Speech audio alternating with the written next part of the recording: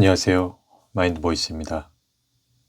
생각의 각도, 지금 시작합니다. 타인의 시선으로 바라보기.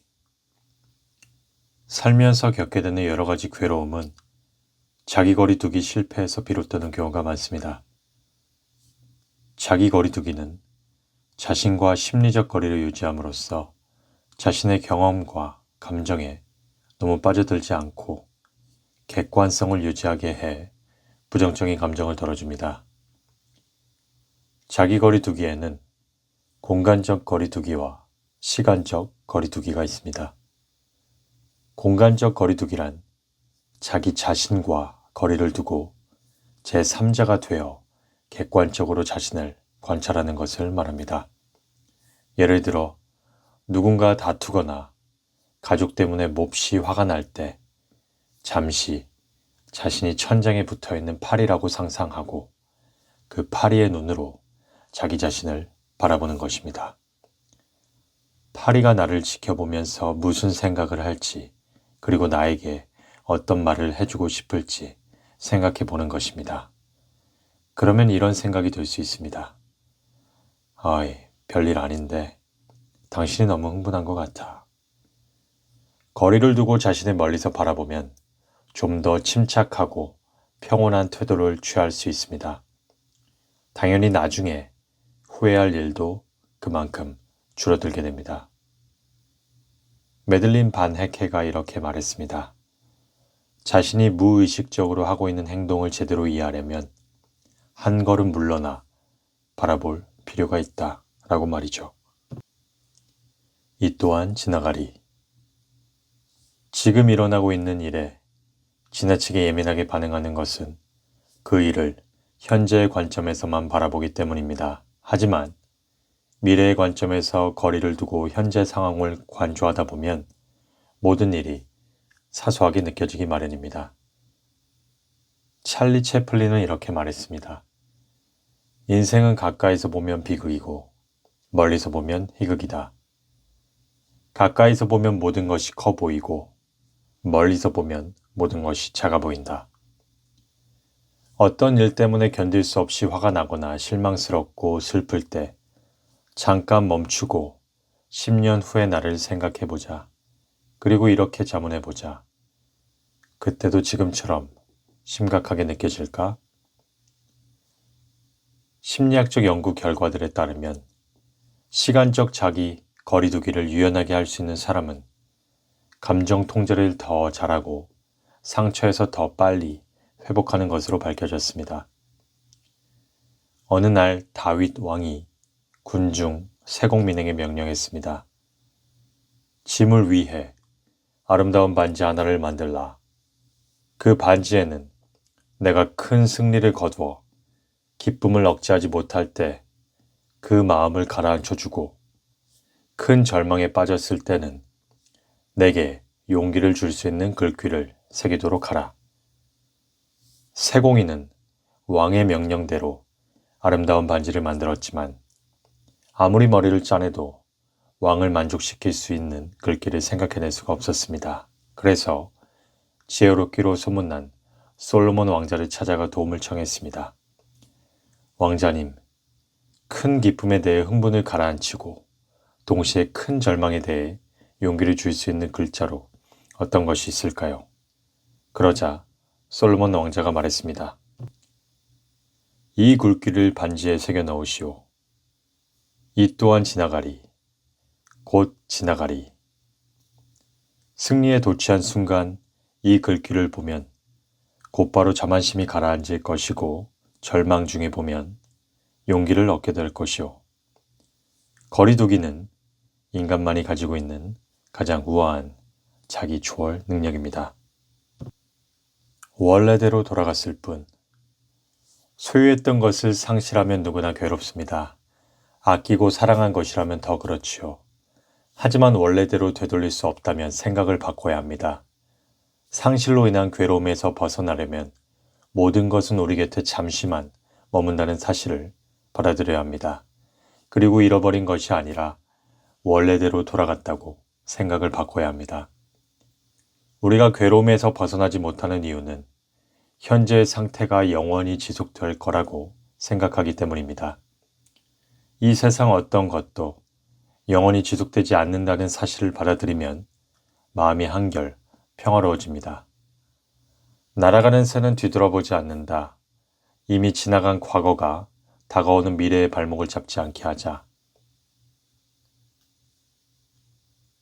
그래서 그럼에도 불구하고 과거, 다른 사람, 환경, 운명의 지배를 받는 사람은 그래서를 선호한다. 반면에 과거, 다른 사람, 환경, 운명으로부터 자유로운 사람은 그럼에도 불구하고를 선택한다.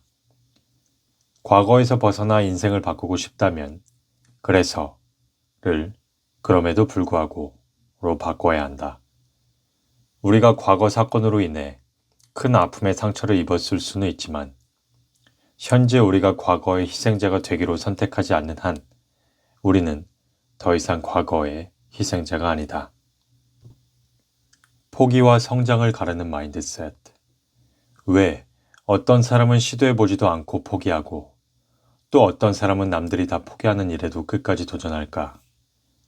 자신을 바꿀 때도 누군가를 긍정적으로 변화시킬 때도 쉽게 포기하는 사람이 있는가 하면 포기하지 않고 끝까지 노력하는 사람이 있습니다. 모두 마인드셋이 다르기 때문이죠. 자질이나 재능에 대한 마인드셋은 고정형과 성장형 두 가지 유형으로 구분됩니다. 고정형 마인드셋을 가진 사람은 자신의 자질과 능력뿐 아니라 다른 사람도 바꿀 수 없다고 믿습니다. 반면 성장형 마인드셋을 가진 사람은 배움과 노력을 통해 얼마든지 변화와 성장이 가능하다고 믿습니다. 그래서 성장형 마인드셋을 가진 사람은 실패하더라도 끊임없이 공부하고 연구하면서 어떻게든 방법을 찾아냅니다. 그리하여 결국 변화를 이뤄냅니다. 우리 자신과 세상은 바꿀 수 있다고 믿을 때 조금씩 더 좋은 쪽으로 발전합니다.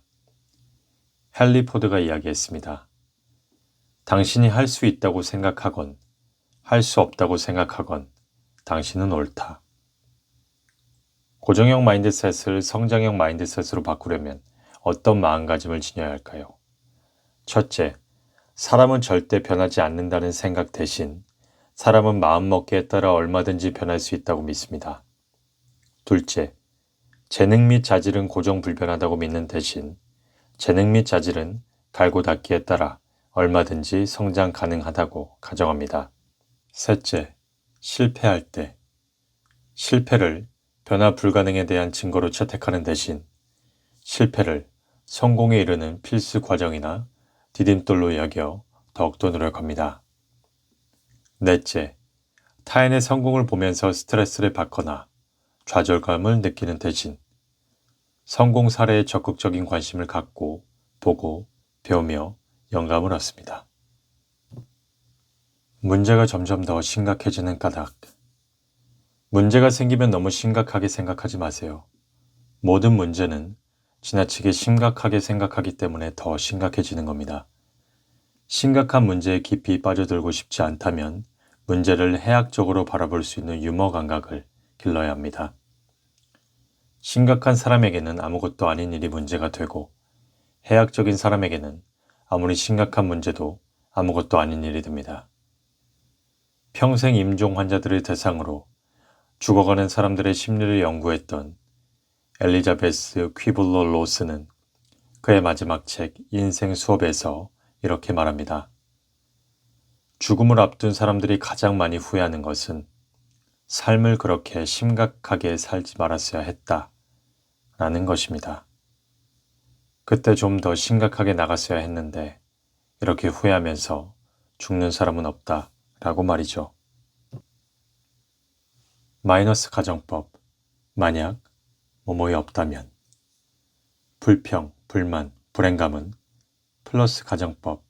만약 뭐뭐이 있다면 으로 만들어지고 감사, 만족, 행복감은 마이너스 가정법. 만약 뭐뭐이 없다면 으로 만들어집니다. 삶의 질을 바꾸고 싶다면 플러스 가정법을 마이너스 가정법으로 바꾸면 됩니다. 만약 더 큰 집을 사게 된다면 5년만 더 일찍 승진했더라면 최고급 외제차를 한 대 더 갖게 된다면 이처럼 더 많은 것을 추구하는 플러스 가정법을 사용하면 아무리 많은 것을 소유해도 만족할 수 없습니다.